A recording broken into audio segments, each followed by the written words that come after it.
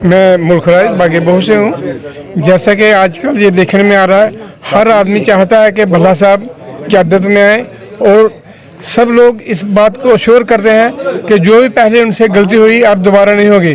और पूरे ज़ोर शोर से सब लोगों के दिलों में चाह है कि इस तरह का नेता जो ज़मीनी सतह पर जुड़ा हुआ हो, गरीबों की बात सुनता हो।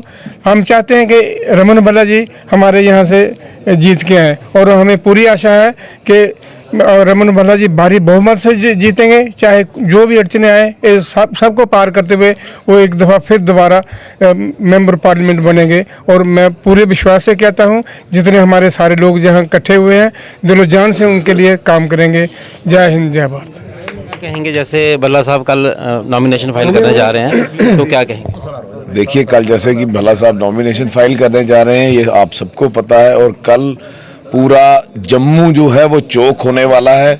हम पहले ही सब लोगों को यहीं से आगाह करते हैं कि अपने घरों से कम ही निकलें और ये जो गाड़ियां लेके ना निकले, पैदल ही निकले जो सिटी में रहते हैं, क्योंकि कल एक जनसैलाब जम्मू सिटी अर्बन के अंदर होने वाला है और जिसको जो एक हिस्टोरिक इवेंट होने वाला है कल, जो भल्ला साहब पर्चा भरेंगे। आप ये बताएं कि अगर हम प्रधानमंत्री की बात करें तो आप कौन सा नेता चाहते हैं, राहुल गांधी या मोदी जी? देखिए, आज का जो आज के हालात बने हैं, जैसे युवा प्रताड़ित है, नारी प्रताड़ित है, यहाँ इन्फ्लेशन इतनी है हद से ज़्यादा। इन सात आठ सालों में जो हमने देखा है वो हमने पिछले मतलब जितनी हमारी ज़िंदगी हुई हमने इतनी इन्फ्लेशन आज तक कभी नहीं देखी। तो लिहाजा हर बात जो राहुल गांधी जी ने कही वो साबित होके आई। उन्होंने कहा गलवान घाटी में चाइना एंटर हो गया है, अरुणाचल में चाइना एंटर हो गया, ये कहते हैं नहीं हुआ, लेकिन वो साबित हो गया। कोरोना की बात आई, वहाँ साबित हो गया। हर एस्पेक्ट में जो उन्होंने बात बोली बाद में वो साबित हुई।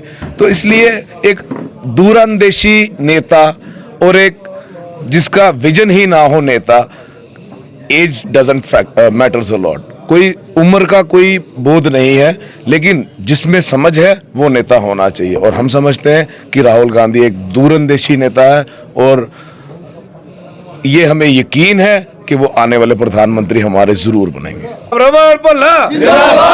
नमस्कार, जागो जम्मू न्यूज में आपका स्वागत है। मैं हूं किरण वर्मा। जैसे आप जानते हैं कि कल नामांकन पत्र भरने जा रहे हैं रमन भल्ला जी, क्या कहेंगे भल्ला साहब आप कल जैसे आप नामांकन भरने जा रहे हैं तो क्या एक मैसेज देंगे? सब साथियों का मैं शुक्रगुजार हूँ जिन्होंने हमारे हौसले बुलंद किए और चट्टानों को चीरते हुए हम अपना रास्ता भी बनाएंगे, मंजिल में भी पहुँचेंगे।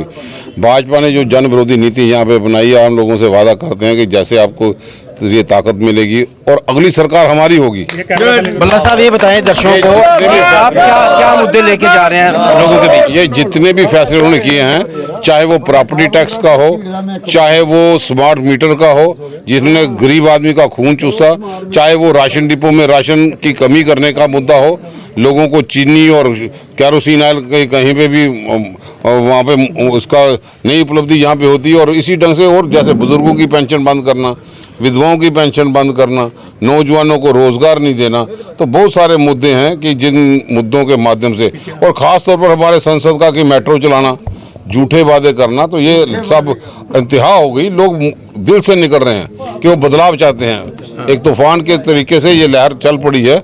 आप देखना जम्मू कश्मीर में 5 की 5 सीटें यहाँ पे और लद्दाख की सीट वो गठबंधन इंडिया ब्लॉक के अंतर्गत होगी। भल्ला साहब क्या आप सोचते हैं कि कांटे की टक्कर होने जा रही है? कांटे की टक्कर कहीं नहीं है, वो कहीं दिखाई नहीं देंगे। कांटे की टक्कर तब हो वो अपने नाम से आप खुद मुकाबला नहीं करे, किसी और बड़े नेता का नाम लेते हैं, जनाब मैं नहीं वो उसके नाम पे वोट दे दो। जब कैजुअल लेबर की फाइल करनी हो तो यहाँ के लोकल लीडरशिप का वहाँ पे दूसरे लोग कहाँ पे आएंगे? इसलिए लोग महसूस करते हैं कि बदलाव की बड़ी सख्त ज़रूरत है।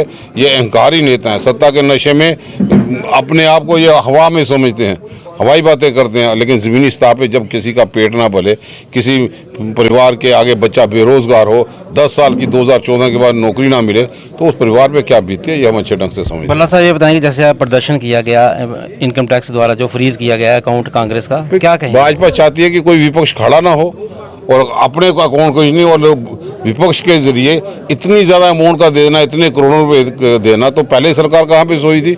ये आज ही जब चुनाव का दौर है तब इनको याद यहाँ पे आया। तो साफ दिखाई देता है कि भाजपा नहीं चाहती कोई विपक्ष का कोई आदमी उसके सामने खड़ा हो। ये चाहे कुछ भी फ्रीज कर ले, लेकिन कांग्रेस के कार्यकर्ताओं में इतना जोश है कि वो चने और गुड़ खा के भी कैंपेन करेंगे और इनको चने चपाएंगे। आप अंत में क्या मैसेज देंगे? जैसे कल आप नामांकन पत्र बनने जा रहे हैं, तो क्या अपने वोटरों को क्या मैं संदेश सारे साथियों को ये कहूंगा कि अब बड़ी तादाद में वहाँ पे आए, हमारे अपना आशीर्वाद हमें दें। हमें तो ताकत लोगों से मिलती है, ये अपने लोग हैं। गुस्सा भी होते हैं, लेकिन क्या करें, गुस्सा भी नहीं था इनका। 15 लाख का जुमला था, 2 करोड़ नौकरी का जुमला था, तो हमने सोचा कि अगर हम 15 लाख नहीं दे सकते, ये 15 लाख तो दे दें। लोगों के घरों में आ गया, हमने कहा पैसा जितना देता ले लें, लेकिन वोट हमें देना, विपक्ष को देना। आपने देखा कि रमन भल्ला जी पूरा उत्साह है, उनका यही कहना है कि ज़्यादा से ज़्यादा तादाद में लोग आएँ और कल जैसे ये नामांकन पत्र बनने जा रहे हैं, काफ़ी उत्साह है कार्यकर्ताओं में। फिर मिलेंगे एक नई अपडेट में। नमस्कार।